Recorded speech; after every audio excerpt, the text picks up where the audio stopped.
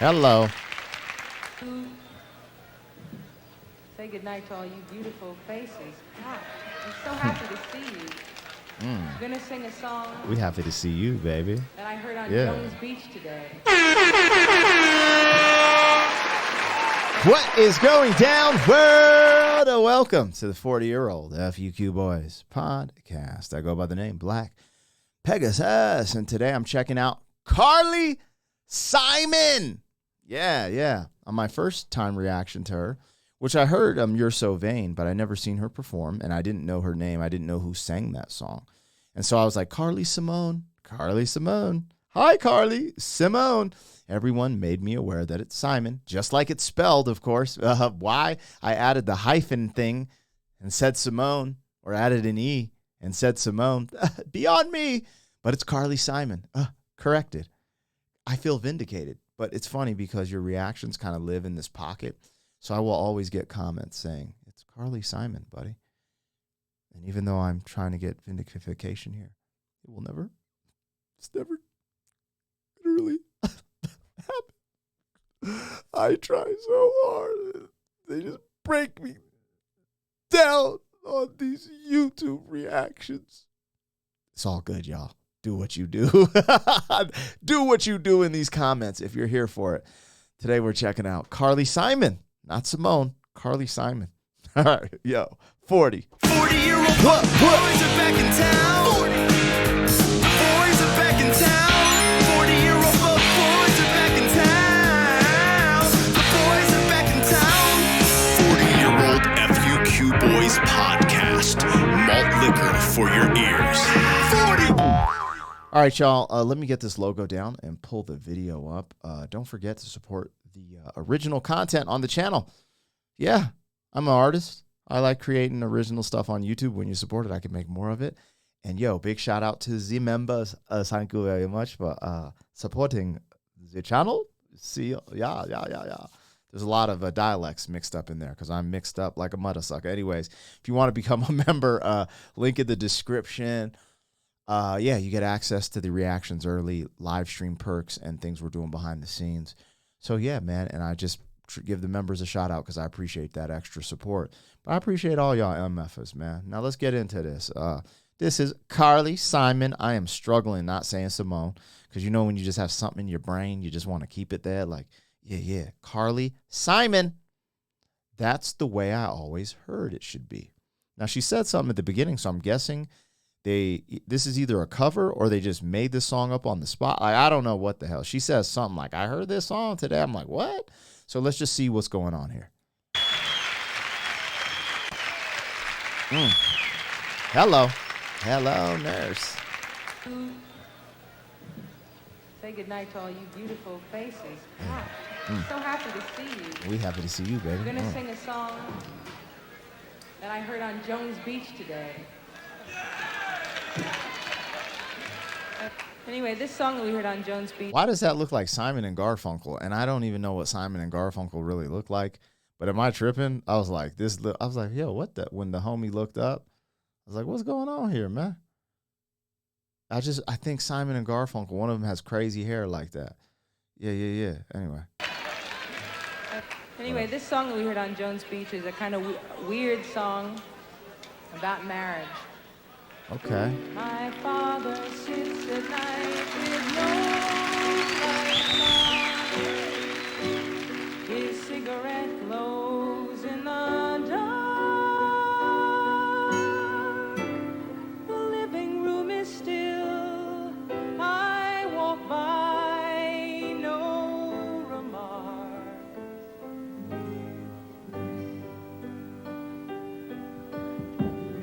I tiptoe past the master bed.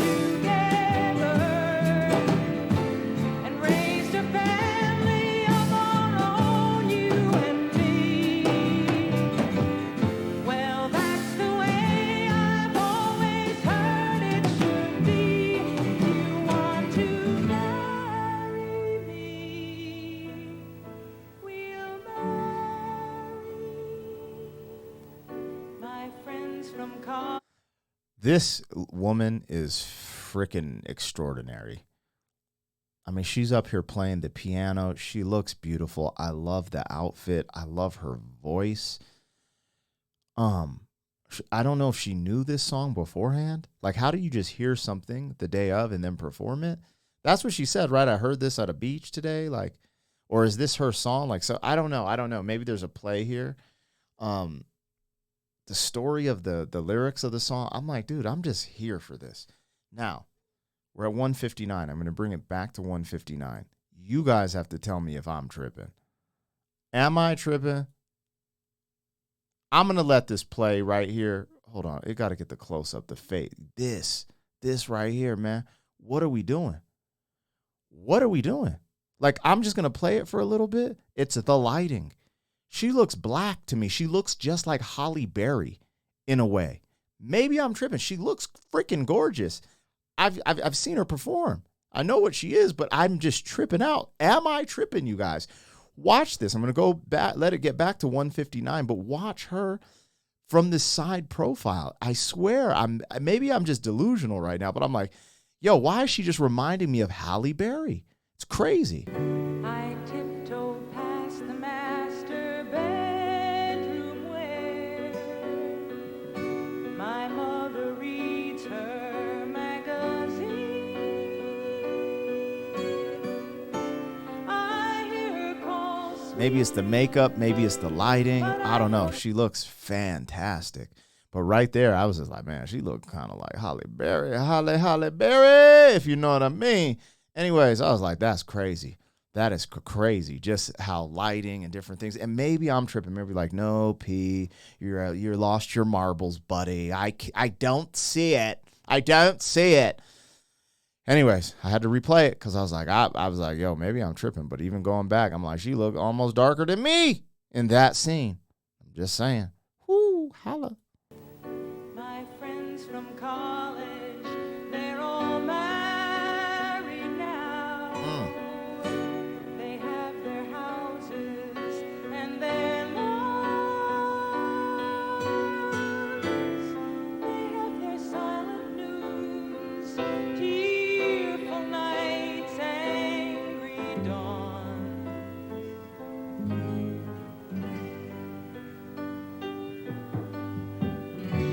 Their children hate them for the things they're not.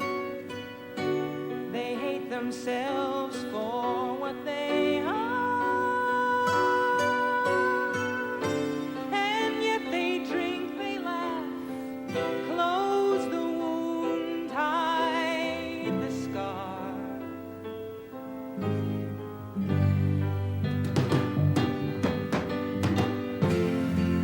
But you say it's time we moved in together and raised a family of our own, you and me. Well, that's the way I've always heard it should be. You want to marry me, we'll marry. You say that we can keep our love alive. Babe, all I know is what I see. The couples cling and claw and drown in love's debris.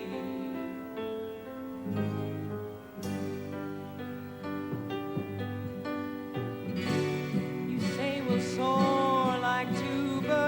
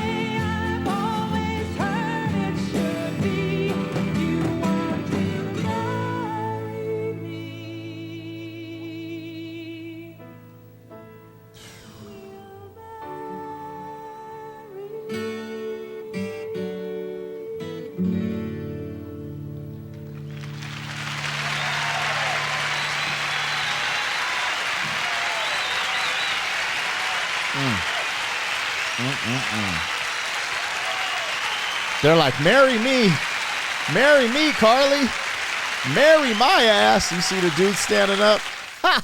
Yo, bro, that was deep. I'm getting the you know, the hair standing up thinking about what that song is about. It's interesting because the title is "That's the Way I Always Heard It Should Be," and it's like it's almost like a sarcastic way of talking about getting married. Like, I'm getting married because that's the way I've heard it should be. But she starts talking about these very nuanced and complex things that happen within relationships and marriages. And one thing, you know, because I'm not going to go on a rant about men, women, sexual dynamics, or, you know, da da da da. But what I did want to touch on, the one that thing at the end of this song, because there's so many different, like the lyrics, there's these storylines from the beginning until the end. But the one that spoke to me the most was at the end when it's talking about being caged, and you know, it mentions selfish in there.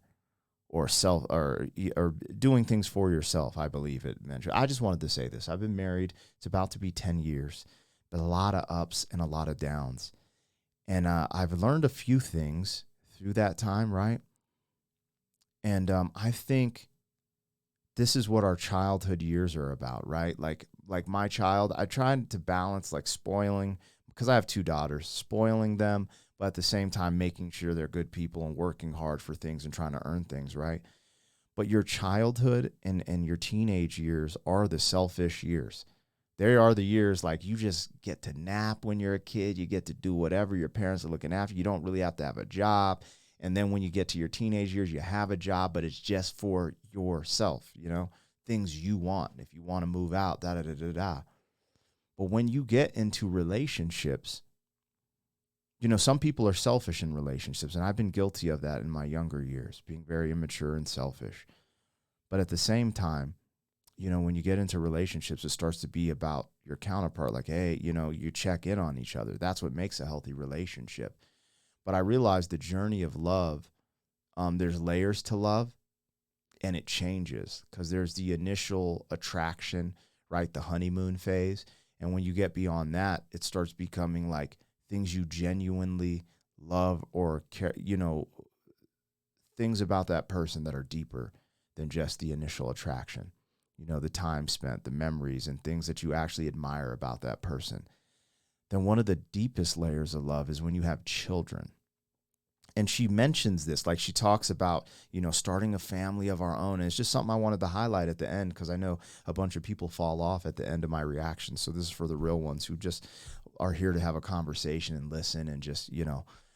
But there's something about the moment my first daughter was born, and then even my second, and I was just like, I'm in complete love with these little vessels of life, you know, my children.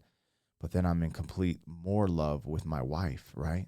There's just something that I'm just like, yo, you literally changed my life. And I think acknowledging these things and not just letting those float by are pretty key to like trying to get that long term out of your relationship and love. And you both kind of have to be on a similar page too. Like, one person can't be out there wilding and the other not. Like, there's a balance of semblance you try to tie. And this is coming from a very clumsy human, right? I make many mistakes. I am hard to love, and I'm grateful for what I have. But when she said that bar about being caged, because you got to remember, I'm a rapper that toured the world and was a playboy in a sense, not like, you know, but just like a player, right? Just out there, you know, in the streets, as they would call it. And it's just interesting, man. You slow down a little bit, and it's like, how do you feel? Like, there's moments where I feel caged. I'm like, bruh, like, you know, I miss this lifestyle I used to have. But then as you grow in this love, and then you realize you don't want to lose these things, it's very interesting how love works and how children are another part of the human development. I don't know. Just something about her mentioning caged and stuff, because I've actually felt that way. And even to this day, like, I'm pretty alpha. Sometimes I'm just like, you know, it's just funny. It's probably testosterone wilding out in the system, you know. But anyways, I really freaking enjoyed that. I'm low-key kind of blown away. And I don't know where that song comes from, if that's her song or if she just heard it on the beach and just I have no clue there. But what I will say is it was magnificent, and it brings this nuanced conversation to what marriage is, love, and relationships that could be talked about. It's so easy just to be like, yo, I loved her till my dying days, or I love you with all my heart, or let's get married forever and ever, you know? That is the traditional way that you just want to see it painted, you know, in fantasy land. And that's not how it always rolls. And I liked how she dipped her toe into the deep end of like, yo, this is a lot more complex. It's almost like a dystopian, but it wasn't. It's just weird. Like I said, there's some cynicism or sarcasm with this one, but it's lovely at the same time. Anyways, you guys let me know what I got, what I missed. Hopefully I didn't biff this. Sometimes I get in these rants where I kind of get deep and I think I'm hitting it out the park, and then the first comment is like, man, this one totally went over your head. This was about Bob Sycamore and how he did this, and yeah, like that would never work, but she's just saying it. I'm like, what the what? Hey, man, that's how I interpreted first listen. I love y'all, MF, as I catch you on the next one. 40. Thank you for being some man. 40 years down the road, back again. FUQ boys. 40. She.